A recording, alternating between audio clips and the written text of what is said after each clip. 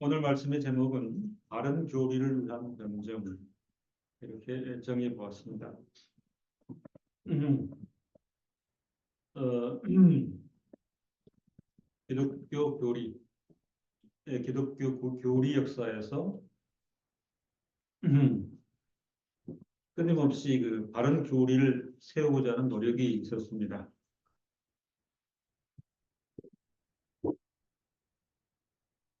교리 역사 가운데 중점적으로 변증의 대상이 되었던 중요한 교리로 부활과 성육신, 종말이라는 주제를 들 수 있습니다. 부활, 성육신, 종말. 기독교 교리 가운데 특별히 이 부활, 성육신, 종말은 신앙의 신학의 정통성과 이단성을 판별하는 핵심 그 주제가 되었습니다. 정통과 이단을 따질 때에 핵심 그 교리의 주제는 부활, 성육신, 종말의 주제였습니다. 부활과 관련해서 고린도전서 15장은 구체적인 내용을 소개하고 있습니다.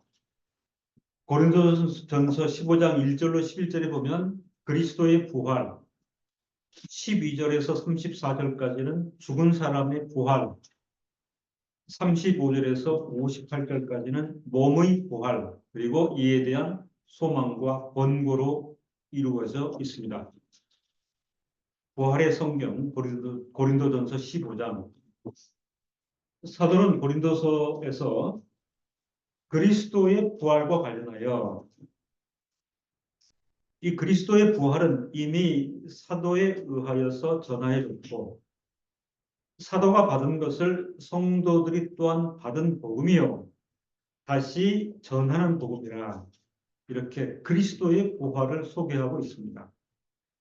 고린도전서 15장 12절에서 19절을 보면 주목할 것이 5번씩이나 만일을 사용하여 의문을 제기하고 있다는 것입니다.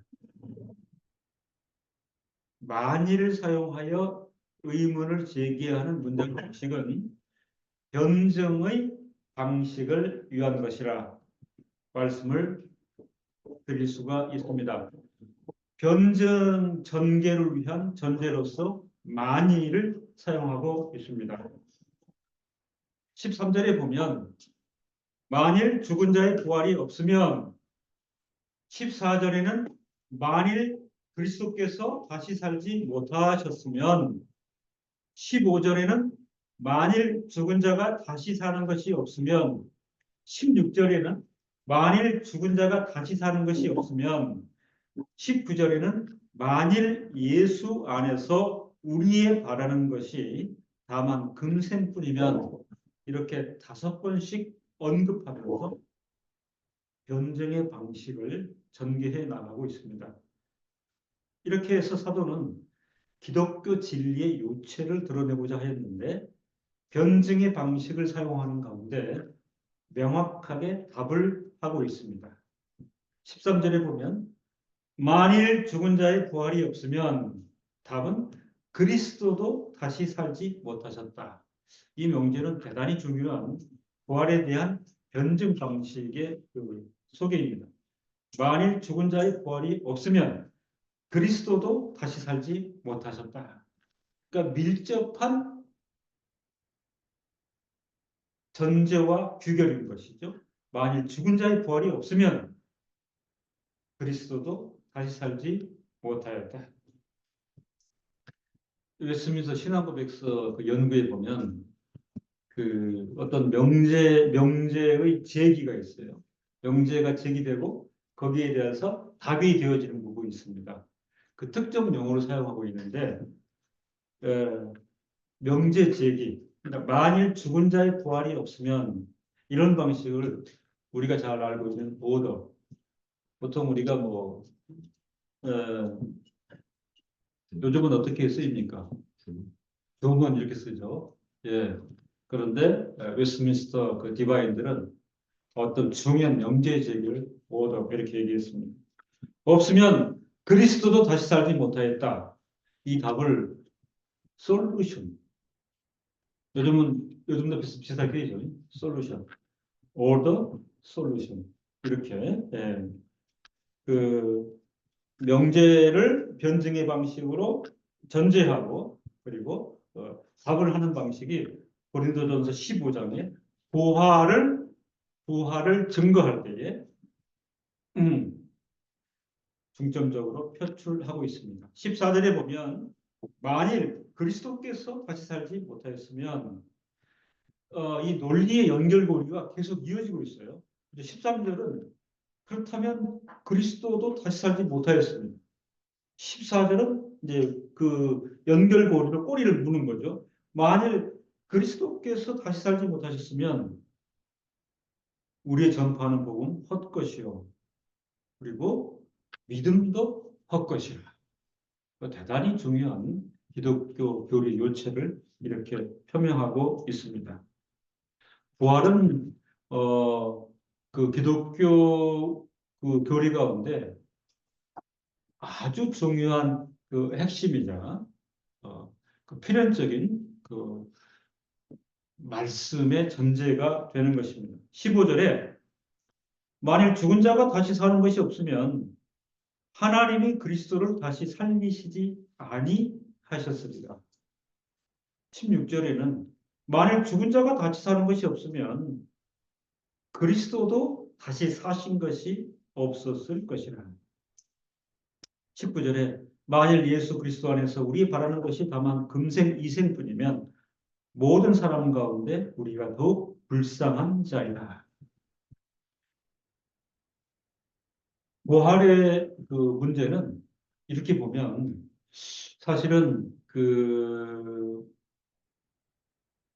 어, 기독론과 그다음에 핵심적으로 중요한 구원론 전체가 이 부활이라고 하는 그 실체적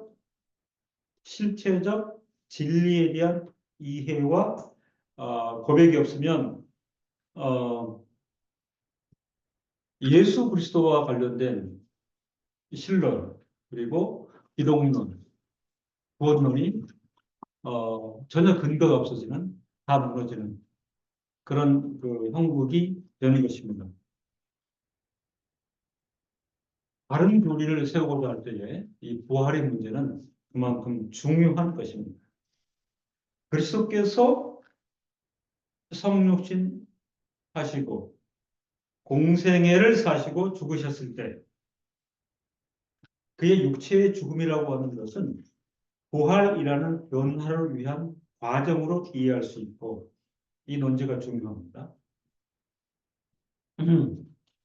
그리스도께서 세상에 오시고 사역하시고 돌아가셨다라는 명제를 내세울 때에 그가 육체로 돌아가신 것 이것은 부활이라는 변화를 위한 과정으로 이해할 수 있고 그리고 부활하심으로 첫 열매가 되셨다. 이 첫 열매야말로 대단히 중요한데요.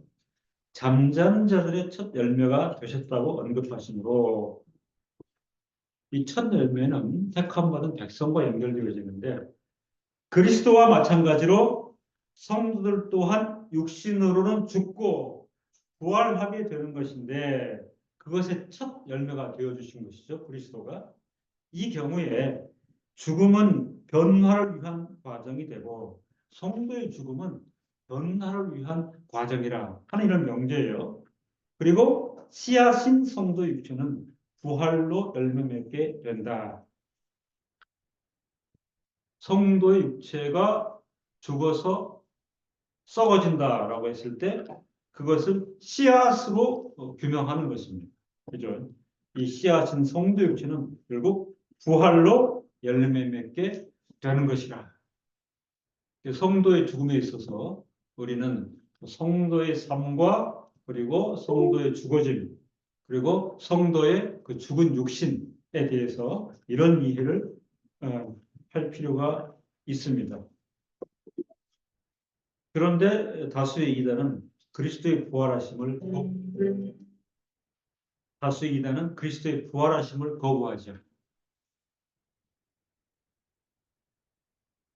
그래서 뭐 기독교 유사 종교 하나님을 말한다고 하더라도 그들의 논지는 모든 것이 핵심이 없는 거짓임을 스스로 증거하는 경우가 됩니다.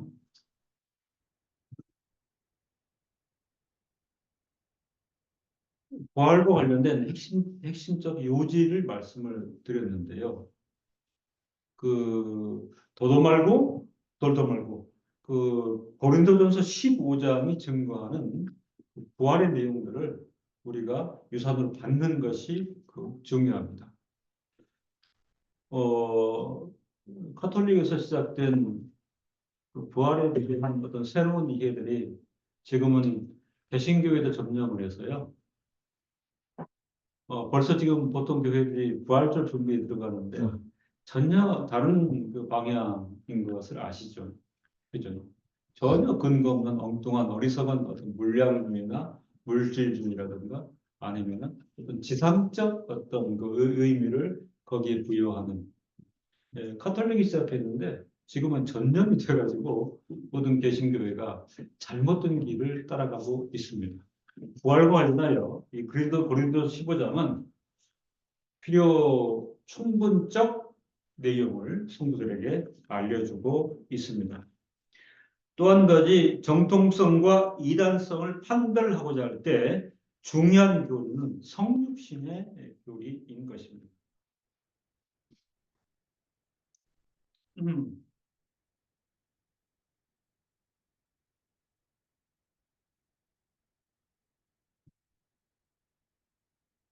요한일서 4장 1절로 6절을 제가 한번 읽어보겠습니다. 사랑하는 자들아, 영을 다 믿지 말고 오직 영들이 하나님께 속하였나 시험하는 많은 거짓 선지자가 세상에 나왔음이니라.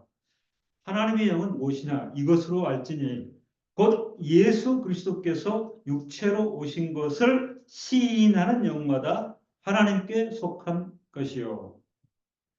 예수를 시인하지 아니하는 영마다 그러니까 그리스도께서 육체로 오신 것을 시인하지 아니하는 영마다 하나님께 속한 것이 아니니 이것이 곧 적그리스도의 영이니라. 오리라 한 말을 너희가 들었거니와 이제 벌써 세상에 있느니라. 세상에 있느니라. 자녀들아 너희는 하나님께 속하였고 또 저희를 이기었나니 이는 너희 안에 계시니가 세상에 있는 이보다 크심이라. 저희는 세상에 속한 고로 세상에 속한 말을 하며 세상이 저희 말을 듣느니라. 우리는 하나님께 속하였으니 하나님을 아는 자는 우리의 말을 듣고 하나님께 속하지 아니하는 자는 우리의 말을 듣지 아니하나니 진리의 영과 미혹의 영을 이로써 아느니라. 요한 1서 4장 1절로 6절에는 하나님의 영과 적그리스도 영에 대해서 말씀해 주고 있는데 성육신에 대한 입장과 관련하여 진리의 영과 미혹의 영을 판별하라고 교훈하고 있습니다. 교회 성도들이 영에 대한 이해에 좀 더 민감할 것을 요구하고 있어요. 그죠? 영이다 그러면 놀라고 위축되고 받아야 되는가 뭐 이런 의혹에 쌓일 것이 아니고 진리의 영과 미혹의 영을 판별하라. 그러면서 판별의 표준을 분명히 우리에게 말씀해 주고 있습니다. 첫째로 영을 다 믿지 말라. 여기서도 영을 얘기하고 저기도 영을 얘기하고 영이라는 표현과 그 다음에 설명 방식은 넘치고 넘치는 세상이잖아요. 그러나 영을 다 믿지 말라. 둘째, 시험하라. 민감하게 반응하라. 그렇게 지금 우리에게 교훈을 주고 있습니다. 이런 제시에 대해 진리의 답을 제시하고 있습니다. 성육신과 관련하여 핵심적인 바른 교훈은 무엇인가? 예수 그리스도께서 육체로 오신 것을 시인하는 영마다 하나님께 속한 것이요. 음, 교리사를 보면 초기 교회부터 그 아주 진난한 싸움이 있었던 것을 아실 거예요. 그 싸움의 가장 근저가 뭐냐면 그 인간의 이성과 합리성에 상응하지 못한다는 것입니다. 그리고 그 인간의 이 일차원적 논리 있잖아요. 그죠? 이것이 아니면 저것, 흙이 아니면 배. 하나님이시면서 사람이셨다. 받아들이기가 힘든 것이기 때문에 하나님은 영이시기 때문에 그 속성만 있든지 아니면 육체로 오셨기 때문에 영적 하나님이 아니든지 그 이 논리 충돌과 싸움은 초기교회부터 오늘날에 이르기까지 계속 이어지고 있습니다. 진리의 답은 예수 그리스도께서 육체로 오신 것을 시인하는 영마다 하나님께 속한 것이죠. 스스로 하나님이시고 유일하신 하나님이시지만 예수 그리스도께는 세상에 육체로 오셨다. 이것을 시인하는 영마다 하나님께 속한 것이라. 그러니까 대표적으로 그 고대 사상 가운데 그 우리 청년들이 이제 배우고 있죠. 플라톤, 아리스토텔레스 때 그 플라톤의 그 이원론, 그죠? 예, 저는 우리 청년들에 대한 기대가 많아요. 왜냐하면 그 유세비스를 통해서 그 유대 당시의 여러 가지 사상적 흐름과 그다음에 고대의 어떤 그 철학 사상 체계들에 대해서 어, 충분히 소개를 받고 있으므로 그런 것들이 그 우리 신앙을 위한 어떤 그 자양분으로 발전되리라 그런 기대를 하고 있습니다. 그 플라톤의 이원론이 뭐죠? 그 그렇죠. 양자를 대립시켜서 육체에 대한 정신의 고의 그게 비교를 하는 거죠. 그죠? 예. 선하고 악하다. 또는 감정에 대한 이성의 고의. 이런 어떤 그 이원론인 것입니다. 고대 이원론적 이 플라톤의 사상과 또 맞닿아 있는 게 그 종교 영역관에서는 영지주의. 영지주의에서는 일방적으로 육체는 악한 것이요, 영은 선한 것이라고 주장하였습니다. 사실은 그것이 큰 장애예요. 하나님이시라면 악한 육체를 입어서는 안 된다는 그런 명제들이 사실은 고대 기독교 사회에서 큰 그 거침돌, 장애가 되었던 것입니다. 그러나 예수 그리스도는 성육신을 통하여 육체를 입으심으로 물질 세계의 일부분이 되셨고 예수 그리스도 안에서는 신성과 인성이 공존하게 되었는데 그러니까 이런 실체적 존재는 그 모든 역사 가운데 유일무이하단 말이죠. 신성과 인성이 공존하게 되었는데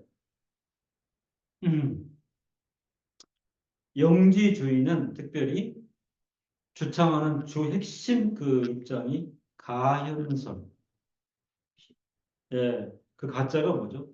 우리가 아는 가짜 할 때 가현설. 영어로는 도세티즘이라고 되어 있습니다. 이 도세 이게 그 헬라 도케오에서 왔습니다. 도케오는 헬라 보이다, 네? 보이다, 시각적으로 보이다. 이 도세티즘은 예수의 육체적인 실제성을 부정하고 유령 정도로 이해하였습니다. 소위 말하면 가연설은 어, 예수 그리스도를 귀신으로, 그죠? 귀신을 정도로 이해하는 것이 이 가연설인데 영지주의는 가연설 정도만 인정하여 실제적 성육신을 부인합니다. 오늘날에는 시대 정신이 오늘날의 시대 정신을 우리가 판단할 때 이론적 물질주의 지배, 처음에는 이론적 물질주의 지배하에 있기 때문에 오히려 육체로 오신 예수만을 형상적 예수, 가시적 예수만을 배타적으로 주장하는 측면이 있습니다. 이게 훨씬 설득력이 있다는 거죠. 사람 예수, 영웅 예수.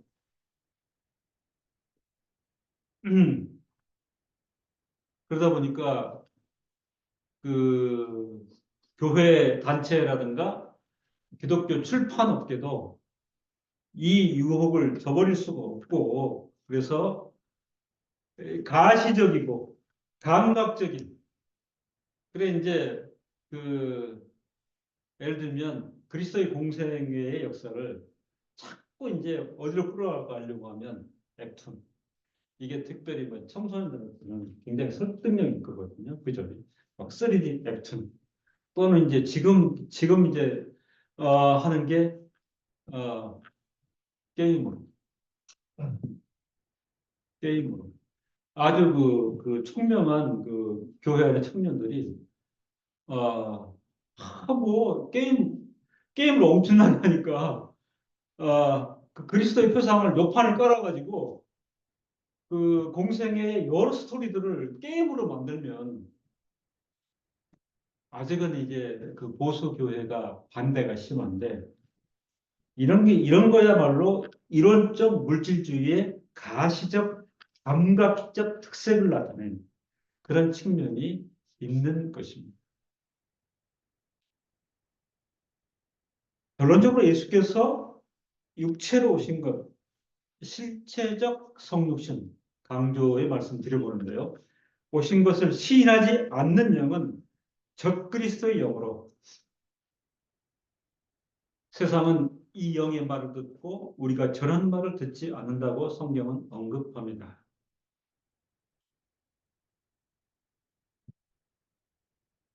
요한일서 그 4장이 강조하는 것은 무슨 말이냐면 6절에 우리는 하나님께 속하였으니 하나님을 아는 자는 우리의 말을 듣고 하나님께 속하지 아니하는 자는 우리의 말을 듣지 아니하나니 그 누구의 말을 듣는다는 얘기일까요? 적그리스도의 말을 듣는다는 거죠.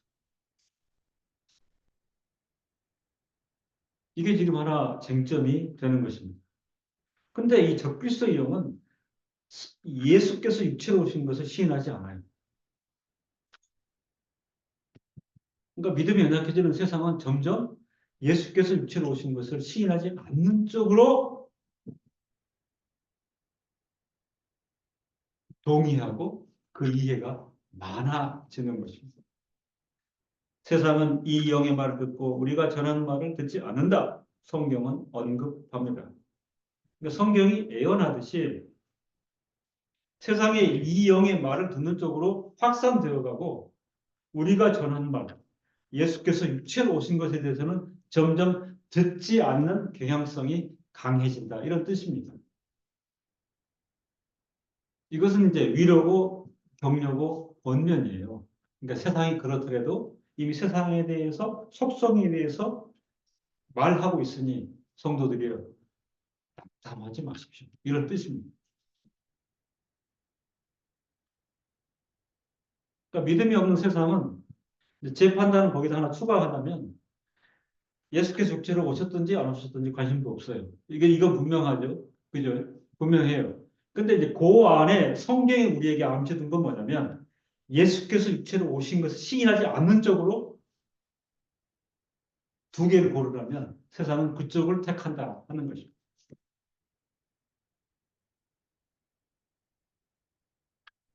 세상이 강력한 적 그리스도의 영향하에 있음을 성경은 우리에게 말해주고 있습니다.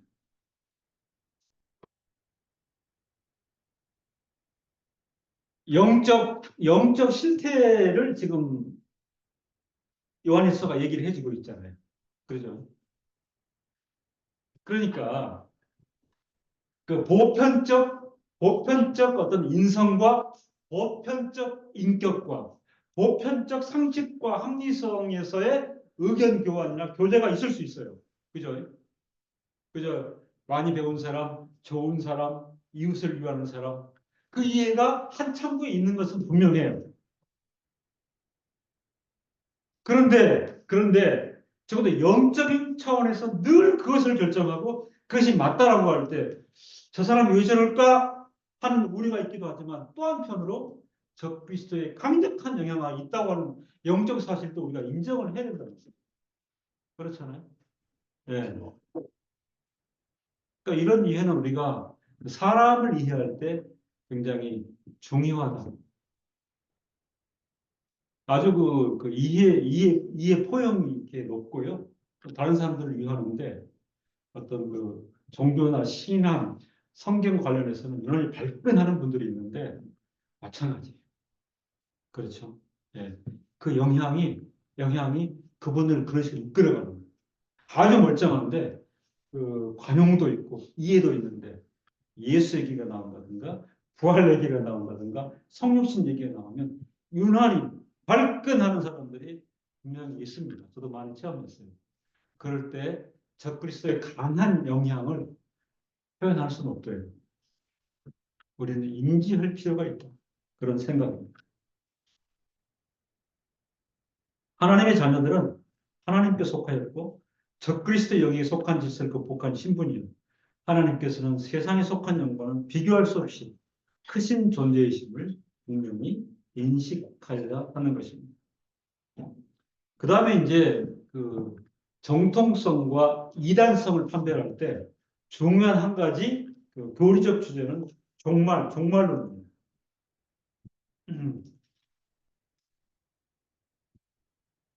베드로후서 3장 1절로 7절 제가 한번 읽습니다. 사랑하는 자들아 내가 이제 이 둘째 편지를 너희에게 쓰노니 이 둘로 너희 진실한 마음을 일깨워 생각하게 하여 곧 거룩한 선지자의 예언한 말씀과 주 되신 그 구주께서 너희의 사도들로 말미암아 명하신 것을 기억하게 하려 하노라.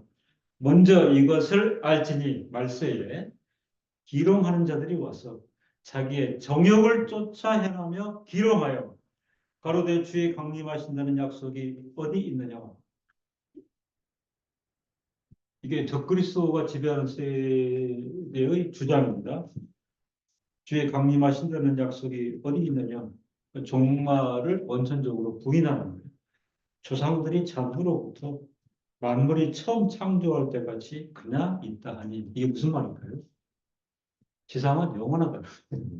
네, 변함없이 영원하다. 네, 끝이 있고 종말이 있고 주의 강림 그딴 소리 하지 마시고 지금 요 얘기예요. 예, 이는 하늘이 예적부터 있는 것과 땅의 물에서 나와 물로 성립하는 것도 하나의 말씀된 것을 저희가 의도가 뭐라고요? 불어 잊으려 함이로 이게요 일시적 의도적 왜곡이요. 예. 이로 말미암아 그때 세상은 물의 넘침으로 멸망하였으니 이제 하늘과 땅은 그 동일한 말씀으로 불사르기 위하여 간수하신 바 되어 경건치 아니한 사람들의 심판과 멸망의 날까지 보존하여 두신 것이니라. 주의 강림과 종말에 대해 언급합니다. 3장 1절로 2절에서 거룩한 선지자의 예언한 말씀과 주 되신 구주께서 사도들로 말미암아 명하신 것을 성도들의 진실한 마음을 일깨워 생각나게 하고 기억하게 하려고 한다. 언급하였습니다. 진리를 부인하고 비롱하는 자들의 적그리스도의 영에 지배를 받는 자들의 주장이 3, 4절로 나와 있죠. 주의 강림하시는 약속이 어디 있느냐? 조상들이 잠후부터 만물이 처음 창조할 때와 같이 그냥 있다. 강림 없다. 세상적 종말 없다. 이 주장입니다. 이에 대한 변증의 내용이 5절에서 7절에 드러나 있는데 거짓 주장의 근거죠. 이는 하늘이 옛적부터 있는 것과 땅이 물에서나 물로 성립한 것도 하나님 말씀된 것을 저희가 불어 잊으려 함이라. 의지적, 의도적 왜곡이라. 이렇게 어린 시절부터 보면 이렇게 기억을 해보면 집안에 뭐 크고 작은 모임들이 많았잖아요. 그런데 이제 뭐 큰아버지라든가 이런 그런 친정 모임의 리더 이런 분들이 있는데 그 인품이 훌륭하신 분들이 있었어요. 그러니까 이제 서로 화목을 도모하고 본인이 조금 희생해서라도 전체 친척들을 모으고 본인의 돈을 써서 또 이제 경비도 내고 하여튼 뭐 친척들 간에 화평과 평안을 도모하고 친목을 도모하고 여기는 이런 분들은 그 말씀 자체도 굉장히 인자하십니다. 늘 이제 끝이 문제예요. 우리 이렇게 함께 모여서 먹고 마시고 그 다음에 그 친척들의 어려움들을 돌아보고 그렇게 하는 것이 중요합니다. 음, 그렇게 우리가 제3의 살 때 그렇게 해야 됩니다. 죽으면 끝이다. 꼭 그렇게 말을 끝내세요. 예, 죽으면 끝이다. 그걸 강조하는 거죠. 강조하는 거죠. 그러니까 지상에서의 화목과 어떤 질서와 번영을 도모하기 위해서 하나 치는 게 뭐냐면 뒤로 미루지 말라는 거지. 끝나. 죽으면 끝이야. 살아있을 때 우리가 함께 노력하고 함께 도모하자. 이걸 강조하기 위해서. 늘 그런 분들이 계셨던 것을 하나님으로 말씀으로 된 것을 저희가 앞으로 잊으려 함이라.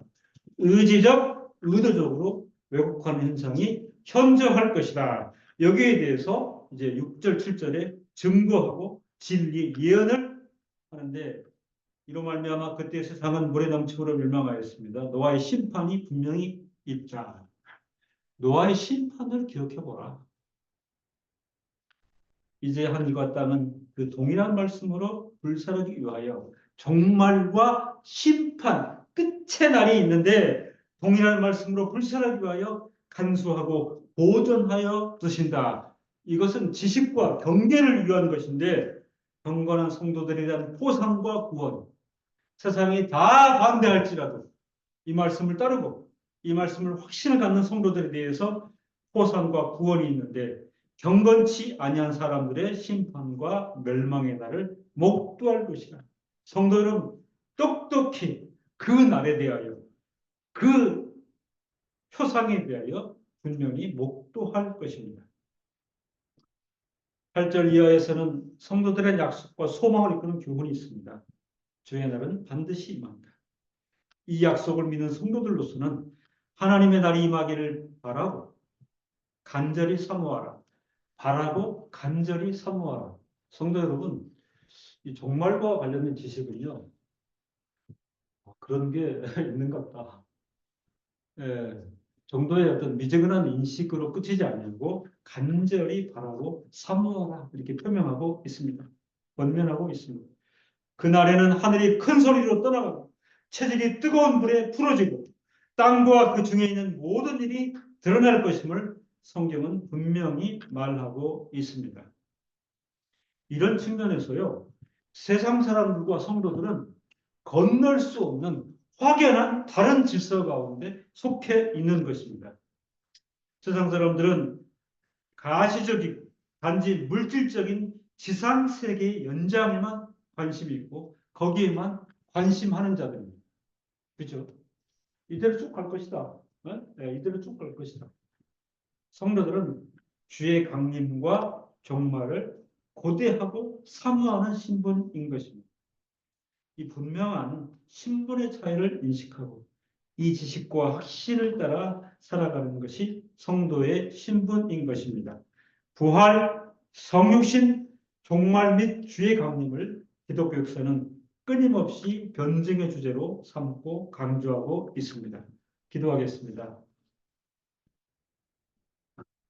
혼돈의 시대에, 배도의 시대에 우리 정신을 흐트리고 우리 정신을 극심한 혼란과 의심 가운데 빠뜨리는 모든 세상의 여러 사조와 흐름 속에서도